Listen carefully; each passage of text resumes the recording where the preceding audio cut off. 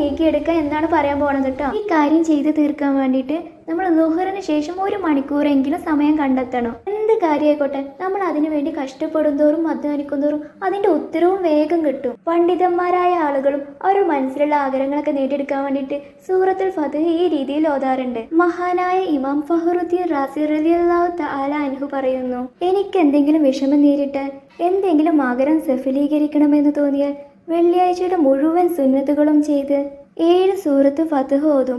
ശേഷം യാ ഫത്താഹു യാ അല്ലാ 489 വട്ടവും. ഒന്നും സംസാരിക്കില്ല. ഇങ്ങനെ ഒരു ജുമുഅ മുതൽ അടുത്ത ജുമുഅ വരെ എല്ലാ ളുഹുർക്കും ഓതി 7 ദിവസം കൊണ്ട് പൂർത്തിയാക്കും. 7 ദിവസം തുടർച്ചയായിട്ട് നമ്മളിത് ചെയ്യണം. പിന്നെ നമ്മൾ ഈ സൂറത്തും ദിക്റും എടുക്കുമ്പോൾ ഒന്നും സംസാരിക്കാനും പാടില്ല. മനസ്സിൽ അതിയായ ആഗ്രഹമുള്ളവർ, വിഷമങ്ങളുള്ളവർ, പ്രയാസങ്ങളുള്ളവർ എല്ലാവരും ഈ സൂറത്ത് ഈ രീതിയിലൊന്ന് ഓതി നോക്കട്ടോ. ഇൻഷാ അല്ലാഹ് എന്തായാലും നടക്കും. വലിയൊരു